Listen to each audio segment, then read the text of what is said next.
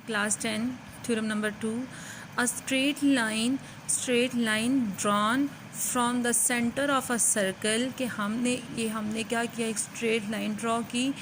ये सर्कल है, ये सर्कल का सेंटर है. सेंटर सी से हम क्या ड्रॉ करेंगे, एक स्ट्रेट लाइन ड्रॉ करेंगे of a circle to bisect. वो क्या कर रही है, जो हम स्ट्रेट लाइन ड्रॉ कर रहे हैं फ्रॉम द सेंटर से बाइसेक्ट कर रही है कॉर्ड को. कॉर्ड की डेफिनेशन क्या होती है, a line which intersect a circle eight a point 2 points. और इन्होंने लिखा हुआ which is not a diameter. Diameter का क्या होता है कि जो सेंटर में से लाइन पास करी हो, बट जो हम कॉर्ड ड्रॉ करते हैं, कॉर्ड हमें कभी भी सेंटर में से पास नहीं करता. कॉर्ड हमेशा सर्कल के किसी भी 2 पॉइंट्स को टच तो करता है बट सेंटर में से पास नहीं करता.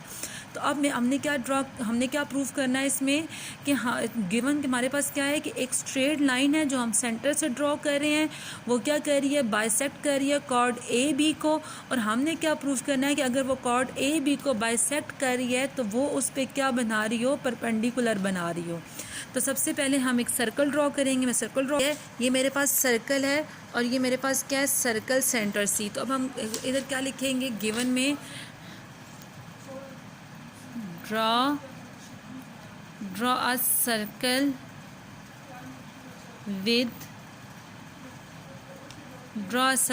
with center C. फिर हम क्या करेंगे, सेकेंड में हम क्या ड्रॉ करेंगे, कॉर्ड ड्रॉ करेंगे. ड्रॉ अ कॉर्ड, हम लिखेंगे कि हमने एक कॉर्ड ड्रॉ की, क्योंकि यहाँ पे नेक्स्ट किसका भी जिक्र है, कॉर्ड का भी जिक्र है. तो हम लिखेंगे draw a chord A B with draw a chord which is A B. तो हम यहाँ पे लिखेंगे ड्रॉ a chord which is AB. Next हम लिखेंगे, क्योंकि उन्होंने कहा ना a straight line drawn from the centre of a circle, तो हम यहाँ पे लिखेंगे a straight line drawn from the centre of a circle which bisect A B at a point M. हम क्या लिखेंगे, draw a line from the centre C which bisect A B at point M. तो हम पे क्या लिखेंगे, ड्रॉ a line which bisect AB at point है. तो इसमें सेम यही है, M is the mid point. अब उन्होंने मतलब आगे पीछे करके लिखा हुआ है, तो बट आप इसको एक तरतीब से लिख सकते हो कि पहले हमने एक सर्कल ड्रॉ किया, सर्कल विद सेंटर O. यहाँ पे उन्होंने सेंटर O लिखा हुआ है, तो मैंने यहाँ पे सेंटर C कहा हुआ है, तो आप इसको O C भी कह सकते हो, बट थ्योरम के अकॉर्डिंग आप O ही कह दो, ठीक है.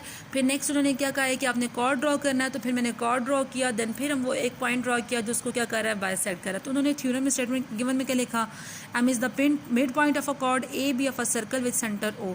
आप अगर इन स्टेप्स की फॉर्म में लिखोगे तो आपको इजीली थ्योरम समझ आ जाएगा कि आप लोगों ने क्या क्या स्टेप्स किए हैं और थ्योरम में गिवन क्या क्या स्टेप्स थे.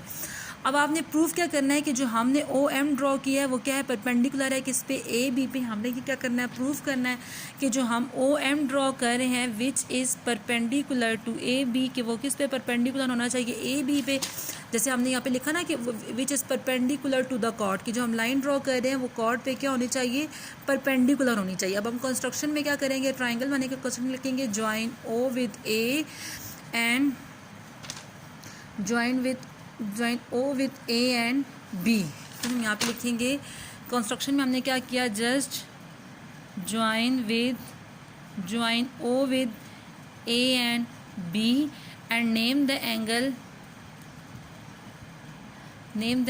1 एंड एंगल 2. हम एंगल 1 और एंगल 2 को नेम दे देंगे. इसको हमने एंगल 1 कह दिया, इसको हम एंगल 2 कह दिया. अब आप देखो, अब आपके पास 2 ट्राइंगल्स बन रही हैं. मैं आपको ये बात पता है कि जब भी किसी सूरत में 2 ट्राइंगल्स बन रही होती हैं तो इट्स मीन हमने उन दोनों ट्राइंगल्स को आपस में क्या करना होता है, कंपेयर करना होता है. मेरे पास 2 ट्राइंगल बन रही हैं, एक ओ ए एम और ओ बी है. मेरे पास कौन सी 2 ट्राइंगल बन रही है, ओ ए एम और ओ बी एम. नेक्स्ट हम लिखेंगे O A is equal to O B, this is which is the radii of a circle. आपको रेडियस की डेफिनेशन पता है कि सेंटर से हम जो भी लाइन ड्रॉ करते हैं वो सर्कल के किसी भी पॉइंट को क्या कर रही हो, टच करी होती है, तो वो क्या होते हैं, रेडियस होते हैं. सेम जो ओ पॉइंट है वो सर्कल के ए पॉइंट को और बी पॉइंट को टच करे, तो इट्स मीन ओ ए और ओ बी आपस में इक्वल है. क्यों, क्योंकि ये दोनों रेडियाई ऑफ अ सर्कल है, तो ओ ए ओ बी आपस में इक्वल है.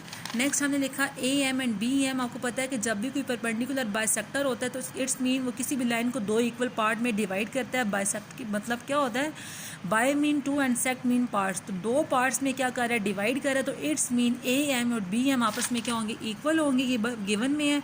नेक्स्ट ओ एम आपस में इक्वल होंगे क्योंकि ओ एम इस ट्रायंगल की भी कॉमन साइड है और ओ एम इस ट्रायंगल की भी कॉमन साइड है, ये भी आपस में इक्वल हो जाएंगे। जब तीनों की तीनों साइड्स आपस में इक्वल है इट्स मीन ट्रायंगल कंग्रेंट है। तो हमने कौन सा पास्टुलेट यूज़ किया, एस पास्टुलेट यूज़ किया। जब ट्रायंगल आपस में कंग्रेंट है तो इट्स मीन जो दोनों एंगल्स हैं वो भी आपस में इक्वल होंगे क्योंकि corresponding angles of triangles are congruent. अब आपको पता है इक्वल कैसे होंगे, क्योंकि देखो परपेंडिकुलर जब उन्होंने कहा है तो अपने माइंड में कॉन्सेप्ट बना लो, क्योंकि यहाँ पे 90 का एंगल बनेगा और यहाँ पे भी 90 का एंगल ही बनेगा, तो दोनों के 90 के एंगल्स आपस में हमेशा क्या होंगे, इक्वल होंगे। आपको ये बात पता होना चाहिए कि एक स्ट्रेट लाइन का जो एंगल होता है वो टोटल क्या होता है, 180 होता है।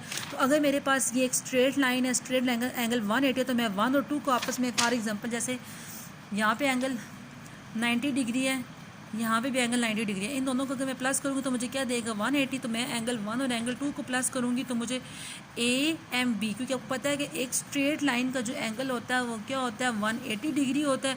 तो एंगल 1 प्लस एंगल 2 मुझे क्या देगा, ए बी देगा, ए एम बी देगा इज इक्वल टू 180 डिग्री। इसका मतलब है कि एंगल 1 भी एंगल 2 भी किसकी इक्वल है, 90 डिग्री की इक्वल है। फ्रॉम 1 टू अगर हम अंदाज़ा लगा ले देन हम एंड पे लिखेंगे कि ओ एम परपेंडिकुलर है ए बी पे। अब आपका थ्योरम 2 जो कंप्लीट हो गया, अगर आपको इसमें से कोई इशू है तो मुझसे डिस्कस कर लें।